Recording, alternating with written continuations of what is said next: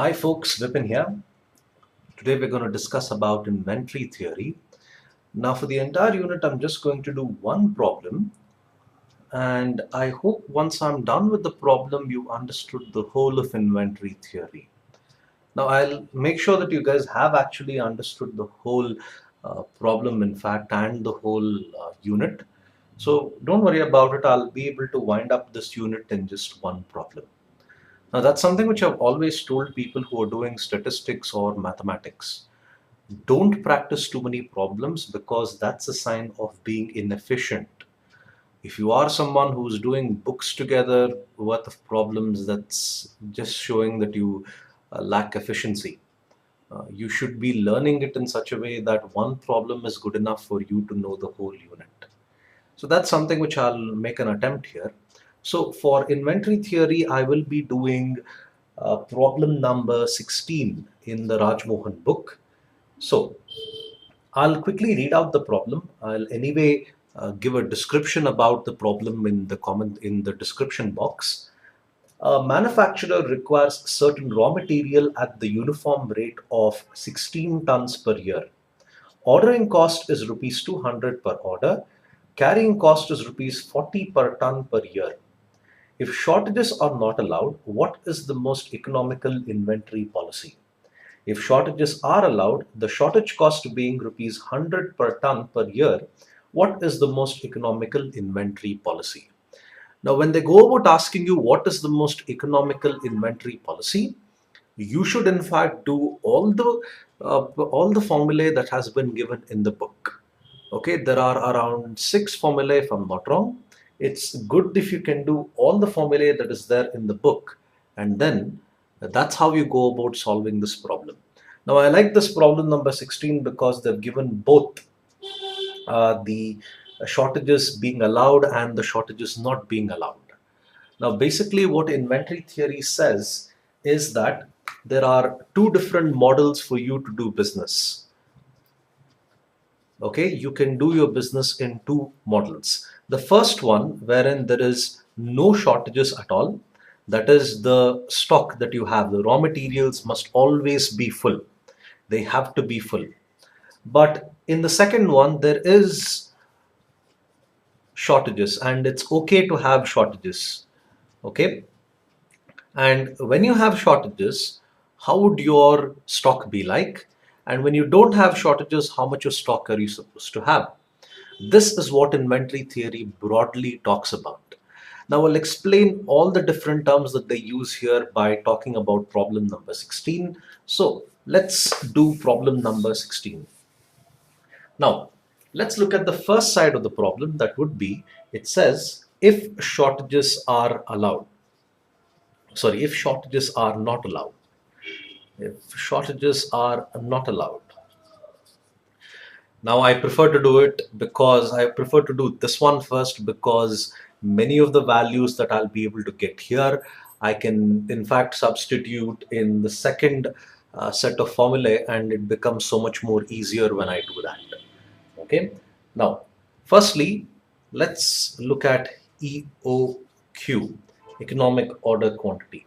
Now this is in fact given as Q naught equals the square root of 2C3R divided by C1. Now I've not really written the data of the problem before. I'll do that now and I'll explain it as I write it along.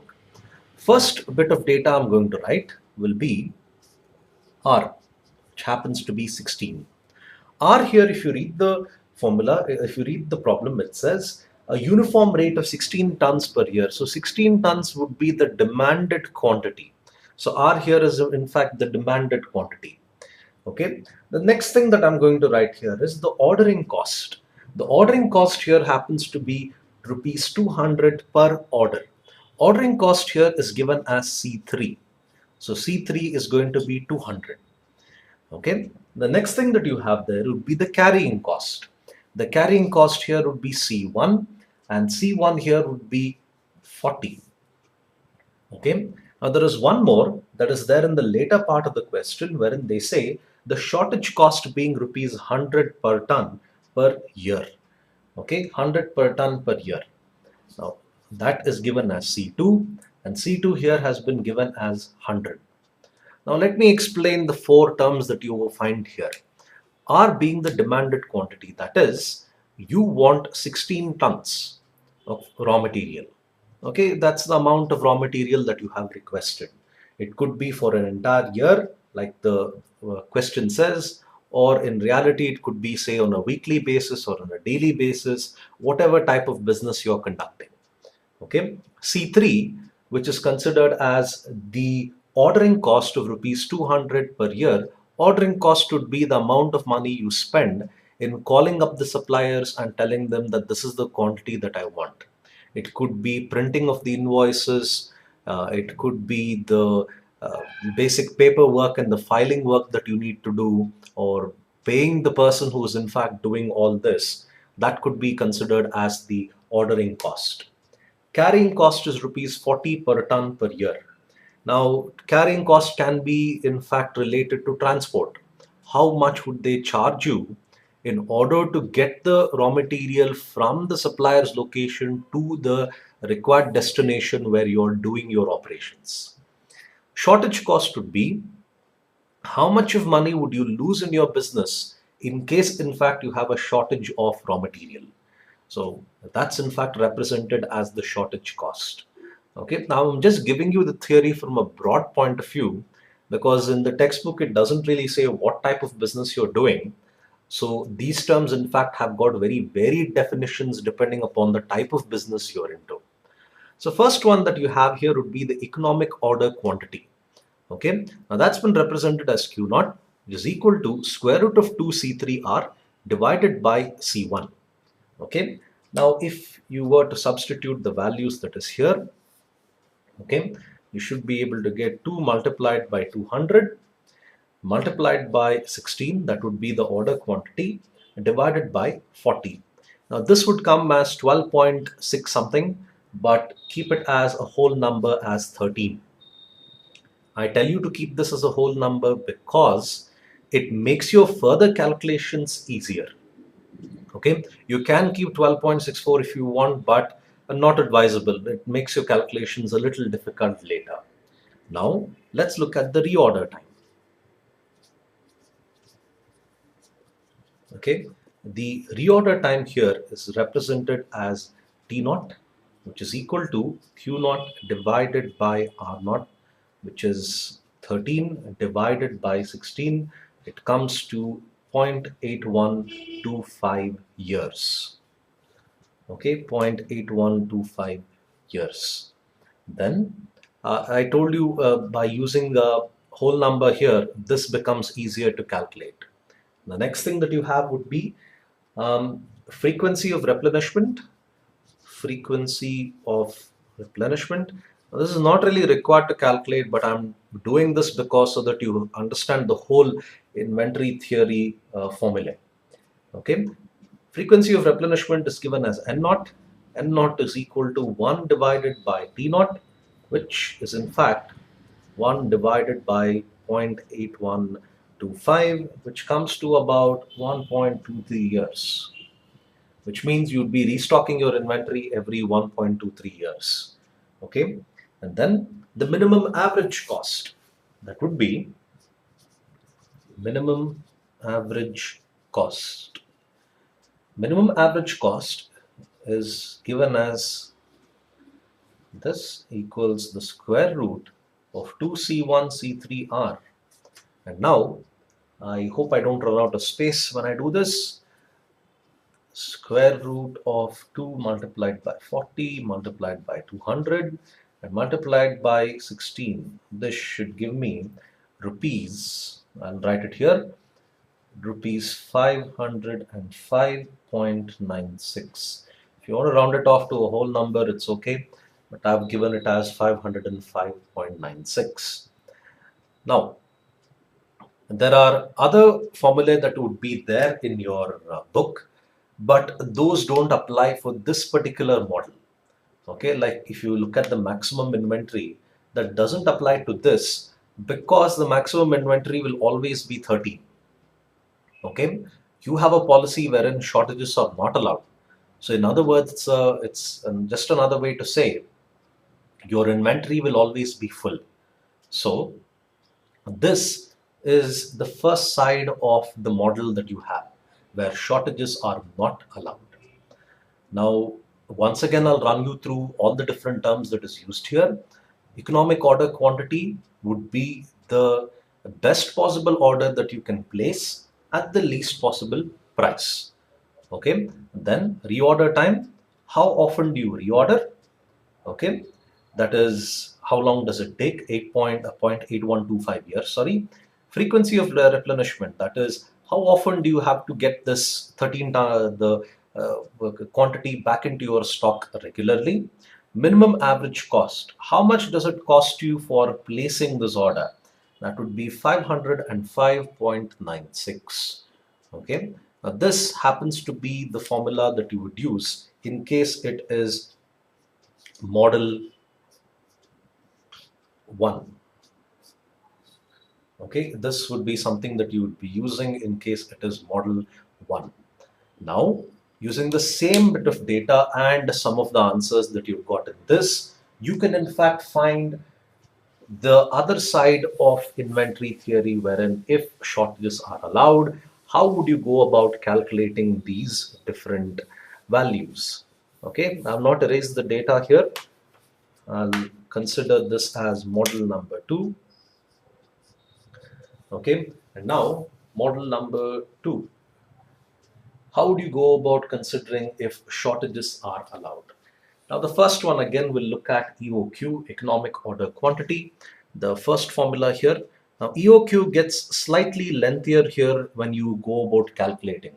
Okay, the formula here would become the square root of 2C3R divided by C1, multiplied this by the square root of, one moment, I need some more space here. Yeah, C1 plus C2 divided by C2. Okay, this is the formula that you would use. This extra bit of formula that you would use would be in case of model number 2. Okay, if it's just model number 1, you can ignore all this and this is all that you will be calculating. Now, since I already know this bit of the value, all I need to do is pick it up from the previous answer. That is nothing but 13. 13, if I were to multiply with these values, that is C1 would be 40. 40 plus C2 would be 100. 100 divided by 140. And this is what I'll be able to get. I should be able to get around 15 in this case. Okay. Again, if you come across a fraction here, a decimal, sorry, you can round it off to a whole number. Okay. And like I said, this makes your calculations later on easier. Now, the reorder time here would be T naught, which should be equal to Q naught divided by R. Okay. T naught, Q naught divided by R. Now 15 divided by 16. Q naught would be the one that I'm getting in this answer. Okay. Now this would give me 0.935, now 0.9375 years, sorry. 0.9375 years. This is what I should be able to get. And then frequency of replenishment. Now this is given as N naught. N naught would be equal to 1 divided by T naught. 1 divided by T naught is nothing but 1 divided by 0.9375. And this should give me 1.06 years. 1.06 years. Okay. And now coming to the other ones that gets a little bit lengthier, the minimum average cost. Okay. Minimum average cost, like I said, is given as CQ naught. Now here again, the formula gets slightly lengthier. The same old one which you have used in model number 1, that would be 2C1 C3R multiplied by the square root of C2 divided by C1 plus C2. Notice how the shortage cost here will be included in model number 2. Okay, so Here what I'm going to do, I've already got the value here. In the previous answer it was 505.96. Okay, 505.96. Now if I were to substitute the values here, C2 would be 100 divided by 40 plus 100 again. This should give me the answer, which is rupees 427.61. Okay, rupees 427.61. This is the minimum average cost. Okay, then there are a couple of more formula that I need to work out here. So I'll quickly erase this and I'll discuss them. So here,